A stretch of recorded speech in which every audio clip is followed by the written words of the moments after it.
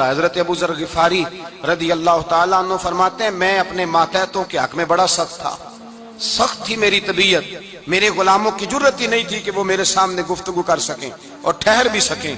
فرماتے ہیں جس دن میں کلمہ پڑھنے گیا، جس دن میں حضور کی بارگاہ میں، تو میں نے کہا حضور کوئی خاص نصیحت؟ تو نبی پاک نے فرمایا میری نصیحت تیرے لیے یہ ہے کہ جیسا تو نے کھانا ہے ویسا ہی غلام کو کھلانا ہے، جیسا تو نے پہننا ہے ویسا ہی غلام کو پہنانا ہے۔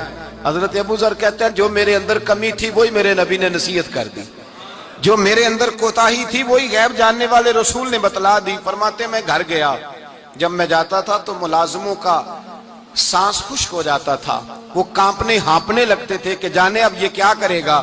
حضرت ابو ذر غفاری فرماتے میں گیا، ایک شخص سے میں نے کہا کھانا پکاؤ، کھانا پکایا، دسترخوان پہ لگایا اور اپنے سارے ملازموں کو کہا آؤ یار میرے ساتھ بیٹھ کے روٹی کھاؤ، آؤ سارے میرے ساتھ بیٹھ کے کھانا کھاؤ۔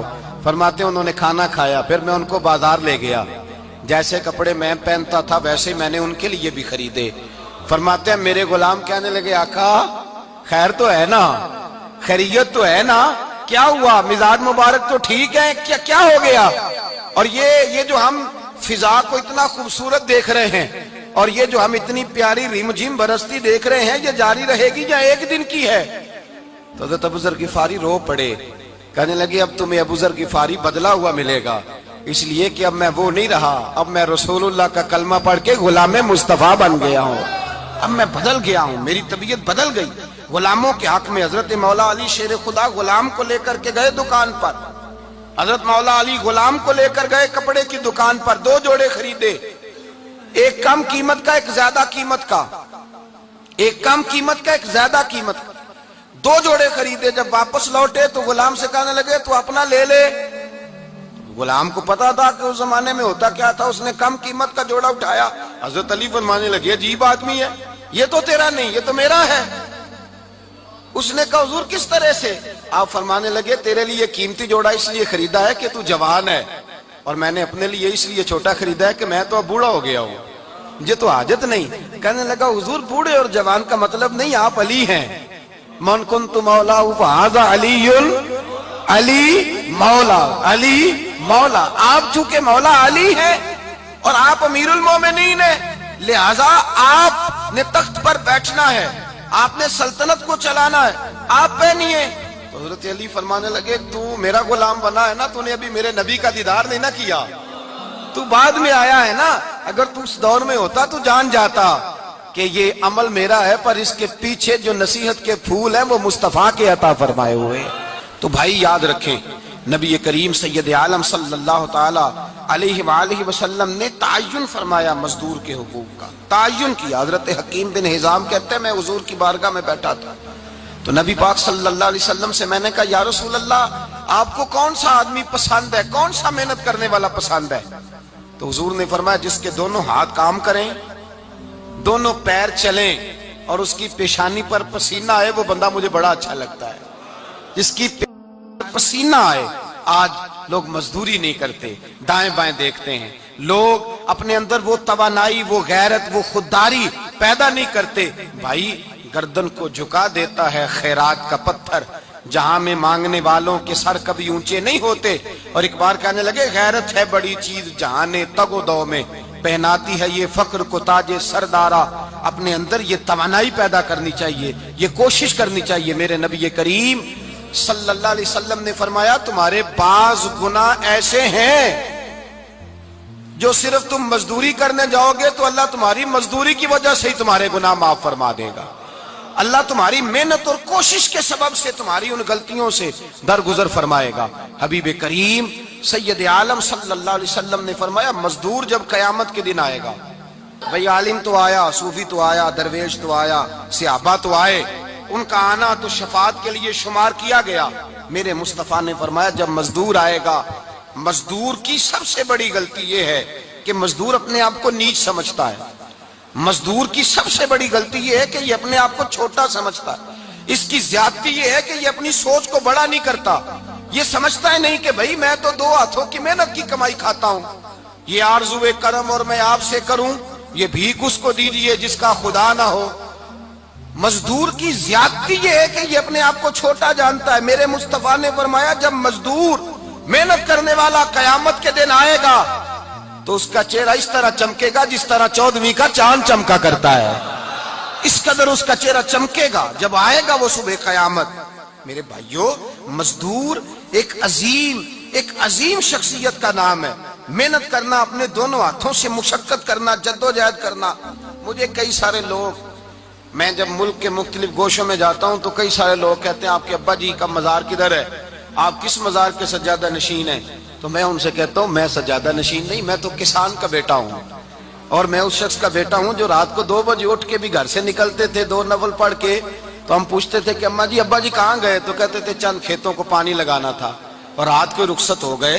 फख्र की बात है, ये एजाज की बात है, ये एजाज की बात है। हमने सारी जिंदगी उनके हाथ पे छाले देखे, लेकिन बात लफ्ज जुबान पर यही देखी कि बेटा इज्जत वाला वही होता है जो अपने हाथों से मेहनत करके रोजी खाया करता है। भाई याद रखें, ये एजाज की बात है। एजाज, मजदूर का बेटा फख्र करे, किसान का बेटा नाज करे। वो जो आदमी सवेरे जाता है वेल्डिंग का प्लांट लेके काम करने, उसका बेटा नाज करे। वो जिसका बाप फावड़ा चलाता है, छैनी चलाता है, थोड़ा चलाता है, वो नाज करे। और मजार सिर्फ उन लोगों के नहीं होते जो अल्लाह अल्लाह करते हैं, हु करते हैं, वो तो काबिल एजाज है अल्लाह के बंदे, उनके भी मजार होते हैं। मजार वो भी होता है जिसको मेरे मुस्तफा ने फरमाया अल कासिबु हबीबुल्लाह, जो मेहनत करता था, हाथों से जद्दोजहद करता था, वो भी तो अल्लाह का दोस्त है ना, उसका भी तो मजार है ना, उसकी भी तो कब्र पर अनवार है जो अल्लाह का महबूब होके गया। तो भाई अपना एजाज जाने, समझे इस बात को। मेरे मुस्तफा करीम सल्लल्लाहु अलैहि वसल्लम मजदूर को इज्जत देते, वकार देते, और जो हुजूर के घर में खादम होते उनकी नाज बर्दारी करते। हमारे घर में जो बीबी बर्तन धोती है वो हमारे साथ बैठ के रोटी नहीं खा सकती, उसको ये इजाजत नहीं होती। हमारा जो मजदूर होता है ना, एक साहब कहने लगे ये बच्चा मेरे पास काम करता है, इसके अब्बा जी भी करते थे। तो मैंने कहा इसका मतलब ये है कि तुमने आगे नहीं बढ़ने दिया, तुमने कहा मजदूर ही रहना सारी जिंदगी, यही रहना मेरे पास, आगे ना बढ़ना। मेरे मुस्तफा करीम सैयद आलम सल्लल्लाहु अलैहि वसल्लम के पास जो लोग काम करते थे, मेहनत करते थे, मुशक्कत करते थे। हमारा मुलाजिम डरता है, कांपता है, वो बात करता है तो साहब जी कहते कहते जुबान थकती है, 100 दफा मूड को देखता है, गालियां खाता है बेचारा, उसकी इज्जत नफ्स को उछाला जाता है, उसको रुसवा किया जाता है, और वो बेचारा रात को रजाई में मुंह दे के रोता है कि यार मेरे नसीब सिर्फ इसलिए कमजोर हैं कि मैं गरीब के घर में पैदा हुआ हूं। हम एहसास नहीं करते, और मजदूर को कभी मौका मिल जाए जान छूटने का तो भाग जाता है। हमारा किरदार और इखलाक ऐसा नहीं होता।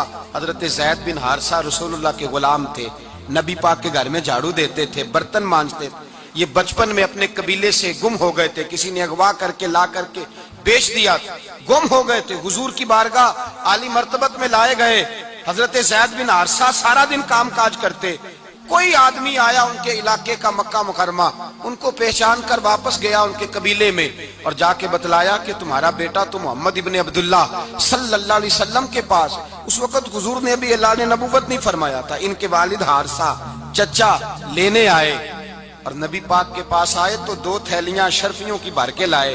कहने लगे हुजूर ये पैसे ले लें, 2 थैलियों में पैसे डालें, दिनार है, दिरहम है, हुजूर ले लें, हमारा बेटा दे दें। नबी पाक सल्लल्लाहु अलैहि वसल्लम ने फरमाया तुम्हें गलती लग गई है, पैसे पीछे हटाओ, मैं ज़ैद को बुलाता हूं, मैं ज़ैद को, इधर देखिएगा, मैं ज़ैद को, मैं उसे बुलाता हूं, अगर वो जाना चाहे तुम्हारे साथ तो मुझे एतराज नहीं ले जाना। चचा और बाप कहने लगे आप अजीब बात करते हैं, वो गुलामी छोड़ के नहीं जाएगा, आप अजीब बात करते हैं, वो मजदूरी छोड़ के बादशाही इख्तियार नहीं करेगा। हम खाते पीते लोग हैं, उसकी माँ तरस गई है उसको मिलने को, बहनें रोती हैं, वो जाएगा नहीं। मेरे हबीब ने फरमाया तुमने अभी ये जायका चखा नहीं, तुम्हें इसका पता नहीं, तो मैं बुलाता हूं, अगर जाना चाहे तो पैसों की जरूरत नहीं, ले जाना। हजरत ज़ैद को पैगाम दिया, आए, हुजूर ने फरमाया वो तुम्हारे वालिद खड़े हैं, वो चचा हैं, लेने आए हैं। जनाबे ज़ैद गए, बाप के गले से लगे, बिछड़े हुए बाप बेटा एक दूसरे को मिलके खुल के रोए। का बेटा तेरी माँ की आंखें पत्थर हो गई तेरा रास्ता देख के, तेरी बहनें तरसती हैं तेरे चेहरे के दीदार को, بیٹا وہ گلیاں بھی روتی ہیں جن میں تو کھیلا کرتا تھا، پر اب فکر کی بات کوئی نہیں، اب کوئی پریشانی نہیں، میں پیسے لایا ہوں تجھے لے جاؤں گا۔ نبی پاک صلی اللہ علیہ وسلم نے دیکھا نا جب باپ بیٹے کی گفتگو ہو گئی، آنسو بہ گئے، بوجھ ہلکے ہو گئے، تو میرے کریم نے فرمایا زید اگر تم چچا کے ساتھ والد کے ساتھ جانا چاہو تو میری طرف سے اجازت ہے، تم جا سکتے ہو۔ یہ لفظ کہے تو جناب زید دوڑ کے حضور کے قدموں میں آ کے بیٹھ گئے، حضور کے قدموں میں بیٹھ گئے، اور گویا فاضل بریلوی علیہ رحمہ نقشہ بیان کرتے ہیں، کہنے لگے تیرے قدموں میں رہوں غیر کی ٹھوکر پہ نہ ڈال، میں جھڑکیاں کھاؤں کہاں چھوڑ کے صدقہ تیرا، اور تیرے قدموں میں جو ہے غیر کا منہ کیا دیکھے، کون نظروں پہ چڑھے دیکھ کے تلوا تیرا۔ کہنے لگے حضور میں نے نہیں جانا، میں یہیں رہوں گا۔ چچا اور باپ نے دیکھا تو کہنے لگے بیٹا تو غلامی چھوڑ کے نہیں جائے گا، تو ملازمت چھوڑ کے بادشاہی میں نہیں جائے گا۔ تو آپ کے والد کو آپ فرمانے لگے ابا جی ذرا 2 گھڑیاں یہاں رہ کے تو دیکھیں، یہاں 2 گھڑیاں رہ کے تو دیکھیں۔ فرمایا یہاں ملازموں کا وہ اعزاز ہے جو شہزادوں کا ہوا کرتا ہے، یہاں خادموں کی وہ عزت ہے، اور پتہ پھر ان کو مقام کیا ملا، یہ واحد شعبیاں جن کا نام اللہ نے قرآن پاک میں بیان فرمایا ہے، نام اللہ نے قرآن مجید میں بیان فرمایا۔ حضور کا اپنے غلاموں کے ساتھ جو تعلق تھا، اپنے ملازموں کے ساتھ جو رشتہ تھا، بڑا آدمی آتا ہے نا، بڑا آدمی تو لوگوں کی سانس سوکھ جاتے ہیں، اٹھ کے ملتے ہیں، بڑا کچھ کرتے ہیں۔ مزدور آتا ہے تو لوگ اوے کہہ کے پکارتے ہیں، ان کو خبر ہی نہیں کہ اس شخص کا اعزاز کتنا ہے۔ حضرت انس بن مالک رضی اللہ تعالیٰ عنہ فرماتے ہیں میں چھوٹا سا تھا، میری اماں مجھے حضور کے گھر چھوڑ گئی، میں نے 10 سال نوکری کی نبی پاک کی۔ کتنے سال بولیے؟ 12ویں دن لوگ کہتے ہیں بس بھائی ختم ہو گیا، اب فرینکنس ہو گئی ہے، اب جو مرضی تیرے ساتھ کریں گے۔ 10 سال نوکری کی میں نے، لیکن جناب انس فرماتے ہیں نبی پاک نے کبھی مجھے اف تک بھی نہیں کہا تھا، اف تک بھی نہیں کہا تھا، اف تک بھی۔ حضور نے بھیجا جاؤ فلاں آدمی کو بلا کر کے لاؤ۔ حضرت انس بن مالک رضی اللہ تعالیٰ عنہ فرماتے ہیں میں بلانے گیا، بچہ تھا چھوٹا سا، رستے میں بچے کھیل رہے تھے تو میں ان کے ساتھ کھیلنے لگا، محو ہو گیا، مجھے پتہ ہی نہ چلا وقت کا۔ حضور نے جب مجھے بھیجا تو فرمایا جلدی جانا اور جلدی آنا، اب مجھے خبر ہی نہیں، بڑی دیر ہو گئی۔ حضور وہاں انتظار کر کر کے خود تشریف لائے، کہتے جب نبی پاک آئے تو میں بچوں کے ساتھ کھیل رہا تھا، حضور نے جب مجھے کھیلتے ہوئے دیکھا، میری اچانک نظر پڑی تو میرے ہوش اڑ گئے۔ حضور نے تو کہا تھا جلدی آنا، اور میں یہاں کھیلنے لگا، یہاں اتنا الجھا کہ مجھے خیال نہیں رہا کس کام آیا ہوں۔ حضرت انس فرماتے ہیں میں ڈرنے لگا، جیسے جیسے حضور قریب آتے میری ٹانگیں کانپتی۔ فرماتے ہیں جب نبی پاک قریب آئے تو قربان جاؤں معصوم آمنہ کے، فرماتے ہیں حضور نے میری گردن پہ تھپکی دی، اور حضور نے ہنس کے فرمایا او بھائی لگتا ہے تو کھیل میں گم ہوا ہے تو تجھے یاد ہی نہیں رہا میں نے کس کام بھیجا تھا، تجھے یاد ہی نہیں رہا۔ کہا یا رسول اللہ صلی اللہ علیہ وسلم میں بھول گیا تھا، میں ابھی جاتا ہوں۔ کیا انداز ہے، کیا شفقت ہے، کیا رنگ ہے۔ حضور میں ابھی گیا اور ابھی آیا۔ نبی پاک نے فرمایا نہیں یار تو کھیل میں خود ہی چلا جاتا ہے، تو کھیل یہاں میں خود جاتا۔ یہ اعزاز، یہ فضیلت، یہ درجہ کس نے ذروں کو اٹھایا اور صحرا کر دیا، یہ کس نے قطروں کو ملایا اور دریا کر دیا، یہ کس کی حکمت نے یتیموں کو کیا در یتیم اور غلاموں کو دنیا بھر کا مولا کر دیا، یہ کس نے اتنا۔ میرے بھائی مزدور کو حضور نے اعزاز دیا، نبی پاک اپنے ہاتھ سے کام کرنے والے کے ساتھ اس نے سلوک کرتے، محبت کرتے، پیار کرتے۔ ایک بوڑھی اماں تھی جو مسجد میں جھاڑو دینے کی مزدوری کرتی تھی۔ کیا کام کرتی تھی؟ دعا کریں اللہ ہم سب کو مسجد کی صفائی کی توفیق عطا فرمائے۔ بوڑھی اماں تھی، مسجد کی صفائی کرتی تھی، نوکری کرتی تھی، بیمار ہو گئی، بخاری شریف میں موجود ہے۔ اللہ کے محبوب صلی اللہ علیہ وسلم روز تیمارداری کرنے جاتے۔ ایک وقت ایسا آیا کہ دن میں 2 مرتبہ حضور تیمارداری کرنے جاتے۔ ایک شام نبی پاک نے فرمایا اس کا انتقال ہو جائے تو مجھے اطلاع کرنا۔ صحابہ کہتے ہیں رات کے وقت ان کا انتقال ہوا، ٹھنڈ کا موسم تھا، ہم نے حضور کو تکلیف دینا مناسب نہ سمجھا، ہم نے دفن کر دیا۔ سویرے اللہ کے حبیب نے پوچھا تم نے مجھے اطلاع کیوں نہیں دی؟ حضور سردی بڑی تھی۔ کون جاتا ہے مزدوروں کے جنازوں میں؟ کون جاتا ہے مزدوروں کے جنازے میں؟ یہاں تو اب جنازے بھی سیاسی ہو گئے ہیں، اب تو کوئی بہت بڑا امیر آدمی فوت ہو جائے تو وہاں رش ہوتا ہے، وہاں رش ہوتا ہے۔ غریبوں کا تو جنازہ بھی کوئی نہیں پڑھتا۔ حضرت جناب سیدنا ابو ہریرہ رضی اللہ تعالیٰ عنہ فرماتے ہیں حضور نے فرمایا مجھے اطلاع کیوں نہیں دی؟ تمہیں اس کے اعزاز کا نہیں پتا؟ وہ مزدور تھی مسجد میں جھاڑو دیتی تھی، تم نے خبر ہی نہیں دی؟ حضور وصال ہو گیا، فرمایا چلو مجھے بتاؤ قبر کہاں ہے؟ حضور سارا کچھ جانتے ہیں لیکن یہ ساری تمہید اس لیے بیان کی کہ ایک مزدور کی شان واضح ہو جائے۔ فرمایا بتاؤ قبر کہاں ہے؟ صحابہ کہتے ہیں ہم قبر پہ لے گئے تو میرے نبی نے فرمایا صفے بناؤ میں دوبارہ جنازہ پڑھاؤں گا۔